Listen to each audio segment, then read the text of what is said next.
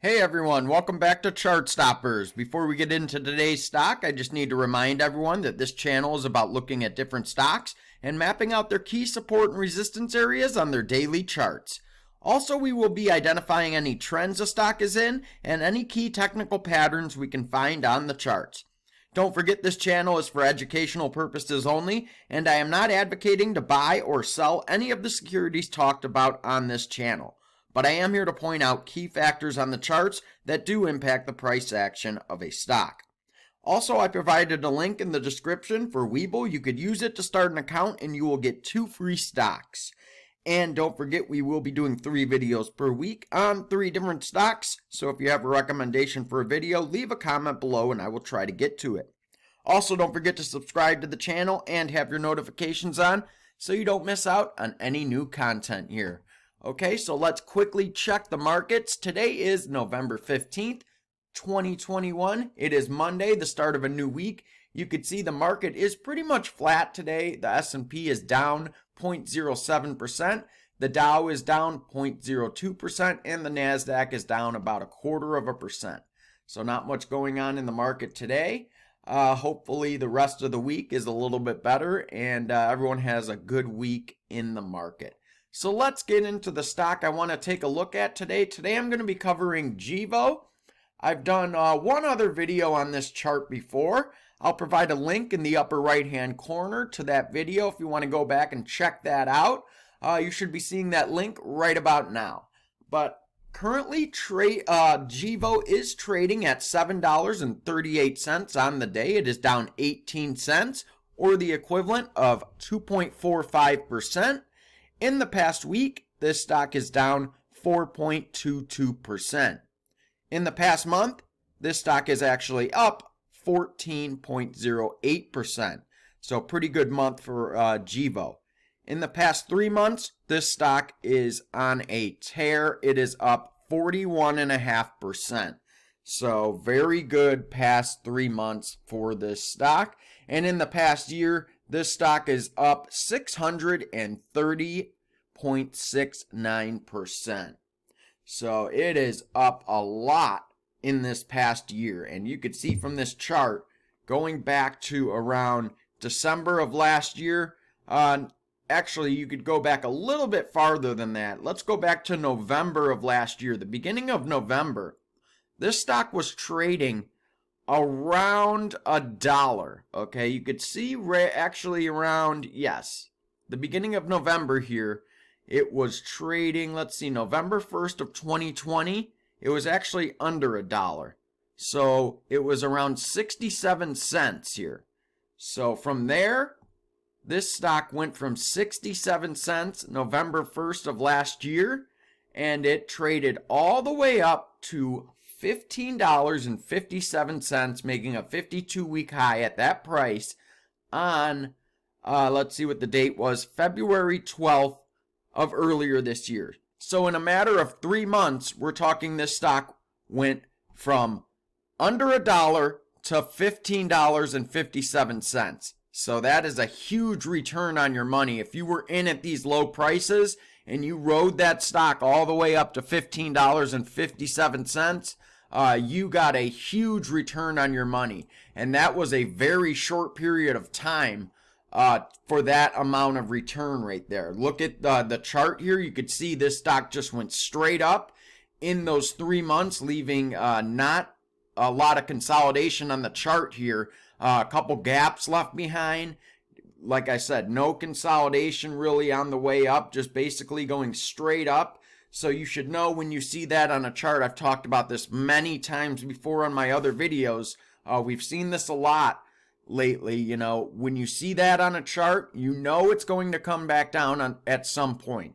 So when you do have returns like that on a stock that you're in on, just be sure to take profits. At least take half of it off the table, because you know the stock is not going to stay up at those prices for long. So at least take half of your money off the table or your original investment out and leave the rest to ride if you want to do that. But I would, take profits for sure, because you know it's going to come back down on the backside. And that's what happened. In the middle of February, we did have that correction in the NASDAQ, and this stock did take a nosedive after that. We hit that 52-week high of $15.57. So that's where I have a line at for resistance around $14.67. We got above there intraday, but we were never able to close a day above $14.67 or 65 cents. So we need to see this stock get back to that level, and we're going to want to see it close above $14.65 if we want to see it make a new all-time high. So that'll be resistance in the future at $14.65. And then going down our chart, you could see I have a support level around $10.30. That is where we had a little bit of consolidation around that area at $10.30. You could see that once on the way down, we had a little bit of consolidation down there. And even on the way up, we got up to that resistance level of $14.65. And then we bounced off that, came down before making that all-time high, and we had a little consolidation around that area. So that area did act as support at one time, and now you could see it did act as resistance after we had our bounce off of our support down here. So that will be resistance. As you could see, when we fell through that area, we had a bounce. We dropped all the way to $4.80, where we finally set up our base after this correction that we had. And we had that big drop off of that all-time high. We finally set up a pretty nice base along that $4.80 mark. And you could see we had the bounce, tried to get back up to test those all-time highs, but we got rejected off of that $10.30 level. So that's where we have our resistance coming into play. We got rejected off of there. This was back in March. Then we came back down to our support here, tried to run back up to that level, didn't quite make it, and then came back down to our base again. And now you could see we're on a very nice uptrend right in this area currently, riding along this trend line I have set up on our chart here in the green here. This green trend line I have set up is the uptrend we're currently on.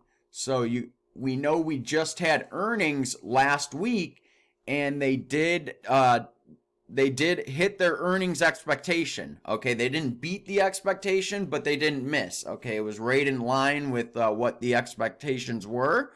They did miss on revenue, but it wasn't a big miss. It was, it was still a miss, but it was not a huge miss. The stock didn't sell off, so we're still riding this nice uptrend, okay? Now, another thing I have on my chart is this red trend line. This is the lower highs that we've been hitting also since coming off of our all-time high that we made back in February.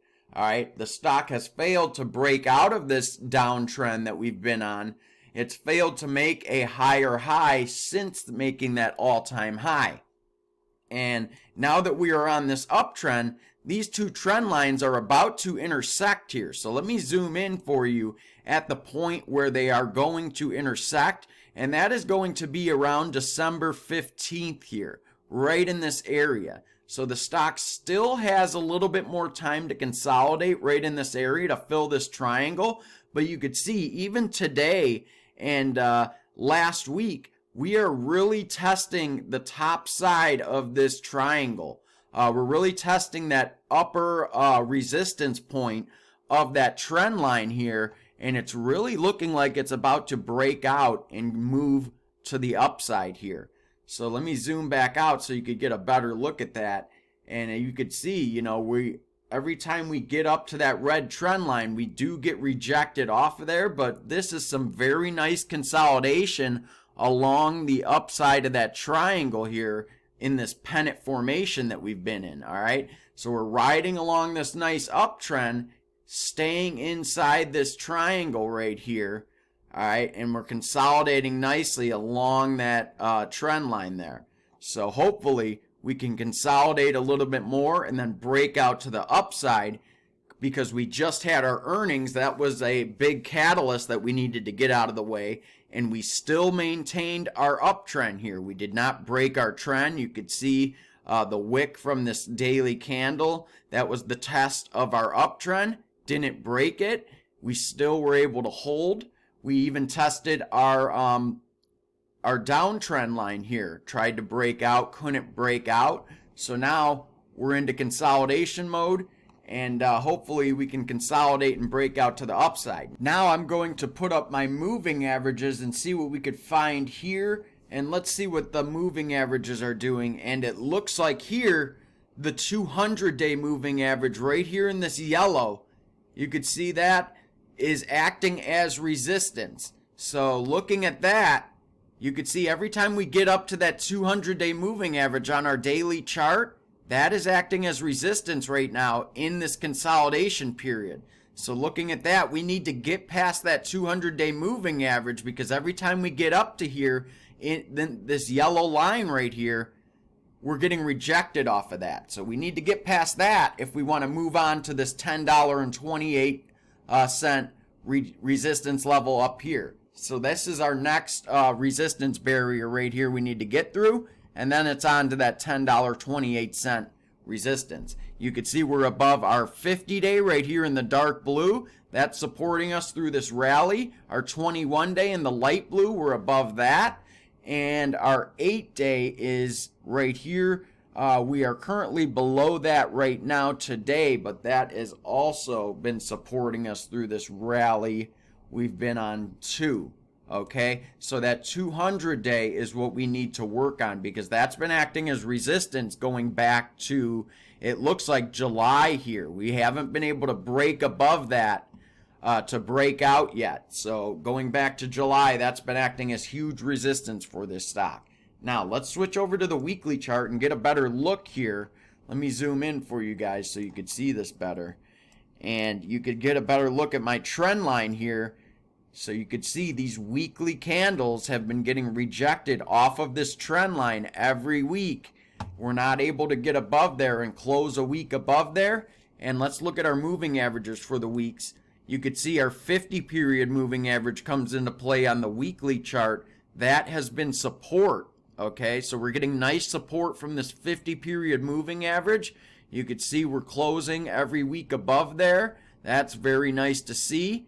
Our 8-period moving average on our weekly chart is also acting as support during this rally here in the white, and also our 21-period moving average. So no resistance from our weekly moving averages. On the weekly chart, we have nice support from our moving averages there, so that is a good thing to see. The only thing I'm seeing is that 200-day on the daily chart. Let me switch back over to the daily chart. Before I do, just looking at this weekly chart, you could just take one last look at this trend line for a closer look. You could see, the resistance that we're getting every time we touch that trend line. That is a nice look at that. So just keep that in mind on your charts at home. All right, so one last look at the daily chart and that 200-day moving average. Let me zoom back out. We need to break that 200-day moving average, and then it's on to that $10.28 resistance. All right. And then if we break through that, we could pretty much count on going up to that $14.65 area for a new all-time high. But we got a lot of work to do before that. So that's my update on Gevo. If you guys liked it, make sure you hit that like button. Don't forget to subscribe to the channel and have your notifications on so you don't miss out on any new content here. And I want to thank you guys for watching, and I'll see you next time on Chart Stoppers.